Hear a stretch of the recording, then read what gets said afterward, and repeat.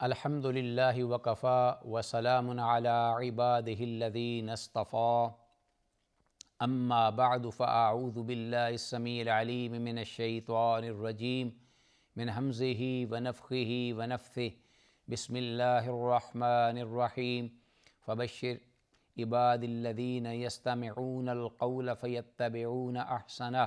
اولئک الذین ہداہم اللہ واولئک هم اولو الالباب وقال جل من قائل وننزل من القرآن ما هو شفاء ورحمة للمؤمنین۔ ناظرین، پروگرام دوائے شافی لے کے حاضر خدمت ہوں اور اللہ کی بارگاہ میں دعا گو ہوں کہ اللہ تعالیٰ جو کچھ اس پروگرام میں سنا جائے سمجھا جائے اللہ اس پہ عمل پیرا ہونے کی توفیق دے۔ اللہم ارنا الحق حقا وارزقنا اتباعہ وارنا الباطل باطلا وارزقنا اجتنابہ، آمین یا الہ العالمین۔ ناظرین، آج کی گفتگو کا موضوع اس گفتگو کا یا اس موضوع کا ایک تتمہ ہے، تکملہ ہے جو ہم نے اس پہلے گزشتہ پروگرام میں شروع کیا تھا، اور اس پہ علامہ ابن القیم رحمہ اللہ نے اپنی کتاب الداء والدواء میں ایک بڑا ہی اہم موضوع یا سمجھ لیجئے کہ عنوان الفاظ میں ذکر کیا، جس کے تحت انہوں نے یہ گفتگو فرمائی۔ تو میں چاہوں گا کہ وہ عنوان الفاظ کے ساتھ ذکر کرتے ہوئے آگے چلوں۔ فرماتے ہیں کہ مغالطۃ النفس حول الاسباب، انسان کا اس دنیا میں جو کہ دارالعمل ہے، جو کہ سمجھتا ہے کہ آخرت دار الجزا ہے، اصل جزا جو ہے وہ انسان کو آخرت میں ہی ملے گی، اور اس دنیا میں اللہ نے انسان کو بھیجا ہے عمل کے لیے۔ لیکن اس اسباب کی دنیا میں وہ رہتے ہوئے بھی بسا اوقات اپنے تئیں اپنے آپ کو فریب دیتا ہے، دھوکے دیتا ہے، اور مختلف اپنے ماحول میں ارد گرد چیزوں سے سہارا لیتے ہوئے عمل میں پیچھے رہتا ہے، سستی کرتا ہے، غفلت کا شکار ہوتا ہے۔ ایک تو اس کا نفس ہے اس میں، جو کہ اس کو اکساتا ہے، ایسے معاملات میں شکوک و شبہات میں ڈالتا ہے۔ تو اللہ نے فرمایا کہ وما ابرئ نفسی ان النفس لامارۃ بالسوء، نفس امارہ جو کہ انسان کو اکساتا ہے۔ اور پھر ایک ہمارا دشمن ہے ازلی لعین، شیطان لعین، یوسوس فی صدور الناس، جو کہ لوگوں کے دلوں میں ہمہ وقت وسوسے ڈالتا ہے، کوئی بھی لمحہ وہ چھوڑتا نہیں جب بھی اسے موقع ملے۔ تو وہ شیطان جو ہے وہ بھی ہمہ وقت ہمارے ساتھ ہے، اور ہمیشہ اس کا کام ایسا خطرناک ہے، وہ ایسے اس انداز سے ملاور ہوتا ہے کہ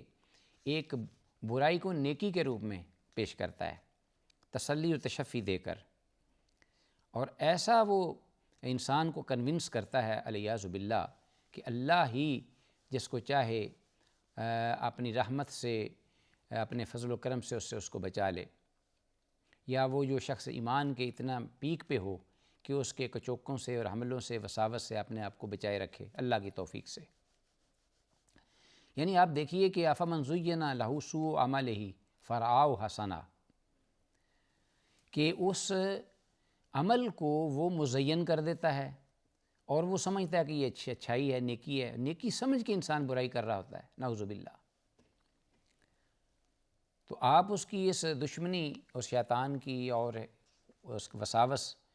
اس کے بارے میں آپ یہ اندازہ لگا لیجئے کہ اللہ کے نبی حضرت آدم علیہ السلام اور حضرت حوا دونوں کو اس نے کس طریقے سے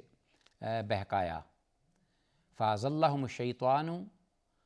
عَنْهَا فَأَخْرَجَهُمَا مِمَّا كَانَا فِيهِ، یعنی اللہ کی اس تیار کردہ جنت اور نعمتوں سے ان کو محروم کر دیا بہکا کر، اور پھر یہ ہے کہ نہ صرف بہکایا بلکہ قسمیں کھائیں، وَقَاسَمَهُمَا إِنِّي لَكُمَا لَمِنَ النَّاصِحِينَ۔ تو بہرحال ایک موضوع ایک اپنی جگہ پہ وسیع موضوع ہے۔ سر دست میں چاہ یہ رہا ہوں کہ ہمہ وقت ایک شیطان لعین جو کہ انویزیبل طاقت ہے، قوت ہے، پاور ہے، نظر نہیں آتی، اور دوسرا انسان کا نفس جو اس کو اکساتا ہے، ایک ساتھ اس کو وسوسے دینے پہ لگے رہتے ہیں۔ اور وہ انسان اس طریقے سے اپنے آپ کو خوش کر لیتا ہے، اپنے آپ کو تسلی دے کر مطمئن ہو جاتا ہے۔ علامہ ابن القیم رحمہ اللہ نے صرف توجہ دلائی ہے کہ انسان کو ہمہ وقت چوکس رہنا چاہیے اس بارے میں، اور بہت ہی زیادہ ہوشیار، اور پھر اللہ سے مدد مانگے، اللہ کی پناہ شیطان مردود سے ہمہ وقت تعوذ پڑھے، پھر اللہ کا ذکر اذکار کرے تاکہ اللہ اس قسم کے جو حالات ہیں ان سے انسان کو محفوظ رکھے، انسانی شیطانی وساوس سے اللہ اس کو محفوظ رکھے۔ تو فرماتے ہیں کہ انسان مختلف جو اسباب کے بارے میں مغالطات یعنی شکوک و شبہات میں جو پڑتا ہے،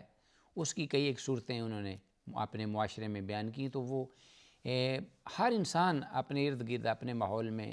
ان چیزوں کو محسوس بھی کرتا ہے، دیکھتا بھی ہے، مشاہدہ بھی کرتا ہے، تجربے بھی رکھتا ہے۔ کہتے ہیں کہ وقال لی رجل من المنتسبین الی الفقہ، ایک صاحب جو کہ خاصی دینی سوجھ بوجھ رکھتے تھے، دین میں اچھا خاصا ان کا مقام تھا، اور اپنے تئیں وہ سمجھتے تھے کہ میں تفقہ فی الدین میں بہت آگے ہوں، لیکن بظاہر صرف ان کی نسبت ہی تھی، حقیقت میں اگر وہ ایسے ہوتے تو اس طرح کے الفاظ وہ ادا نہ کرتے۔ تو علامہ موصوف رحمہ اللہ فرماتے ہیں کہ وہ شخص مجھے کہنے لگا کہ انا افعل ما افعل، میں جو بھی کرتا ہوں، میں فقیہ ہوں، میں سمجھدار ہوں، سوجھ بوجھ رکھتا ہوں دین کی، اور میں جو بھی عمل کرتا ہوں میں کرتا ہوں۔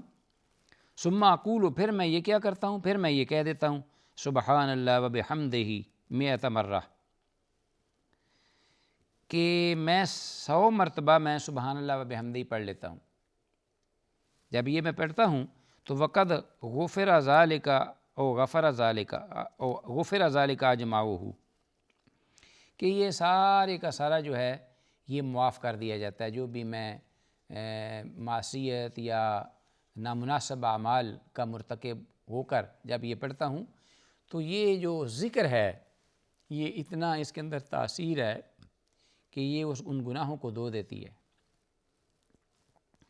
کما صح عن النبی صلی اللہ علیہ وسلم، یہ کہتے ہوئے علامہ موصوف کہتے ہیں کہ انہوں نے باقاعدہ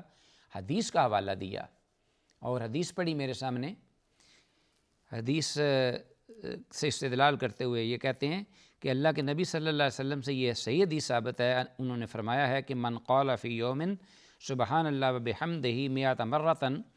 کہ جس شخص نے ایک دن میں سبحان اللہ وبحمدہ 100 بار کہہ لیا، یہ ذکر کر لیا، حطت عنہ خطایاہ،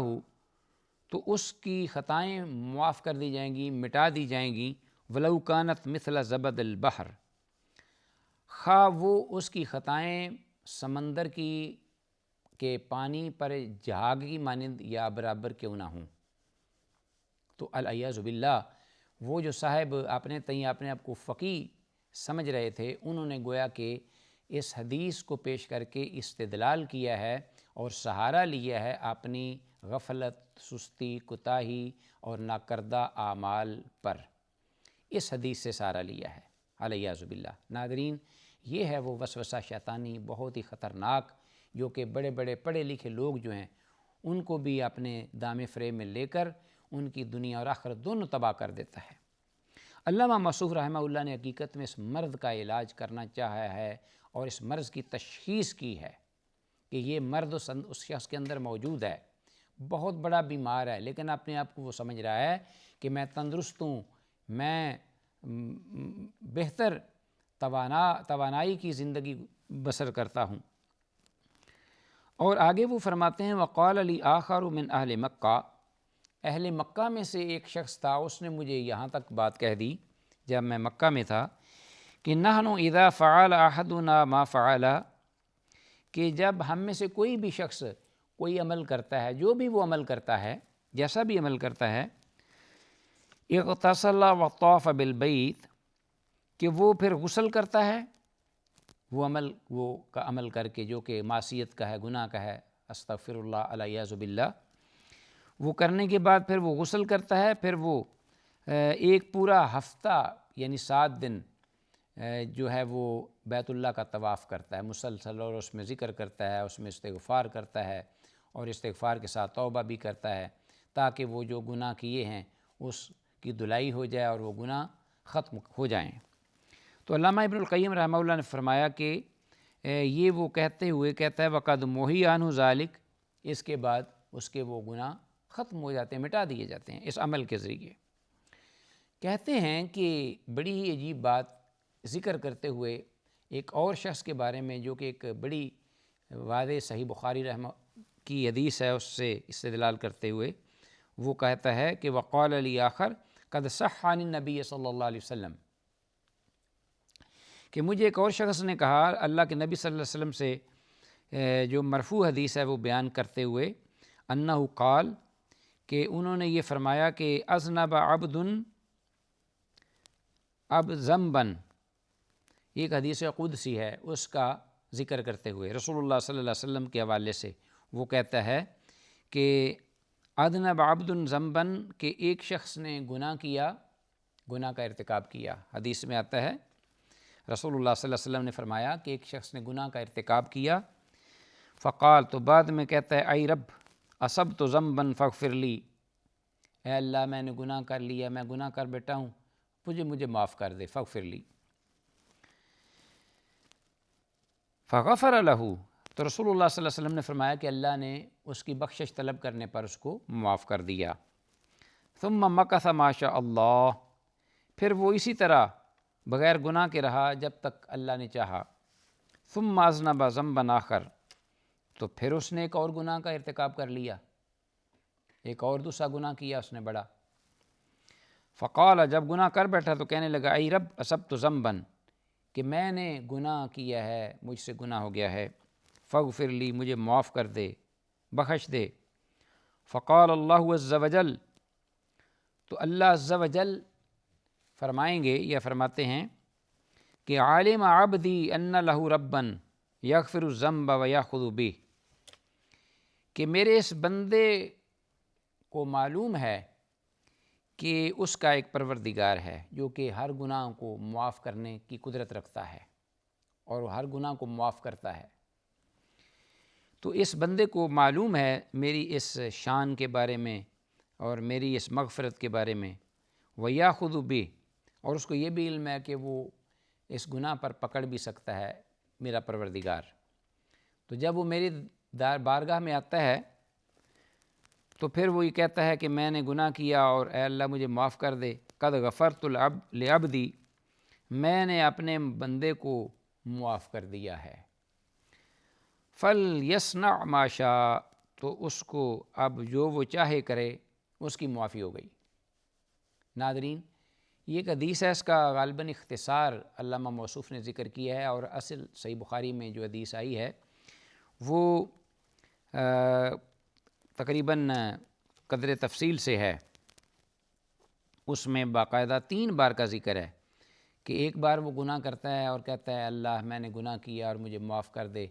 اللہ کہتے ہیں کہ میرے بندے کو معلوم ہے کہ اس کا ایک پروردگار ہے اور وہ گناہوں کو معاف بھی کرتا ہے اور گناہوں پہ پکڑتا بھی ہے، لیکن اس کے باوجود وہ آتا ہے میری بارگاہ میں اور مغفرت طلب کرتا ہے، میں اس کا گناہ معاف کر دیتا ہوں۔ پھر وہ بغیر گناہوں کی زندگی بسر کرتا ہے ایک وقت تک، پھر وہ گناہ کر لیتا ہے۔ تو اسی طرح 2 بار اور 3 بار کا ذکر ہے اس حدیث میں، اور 3 بار اسی طرح یہی الفاظ ذکر ہوئے ہیں کہ اللہ تعالیٰ اس کو معاف کر دیتے ہیں، اور تیسری بار پھر اللہ کہتے ہیں کہ اللہ فرماتا ہے فَلْيَعْمَلْ مَا شَاءَ، یہاں ذکر ہے فَلْيَصْنَعْ، تو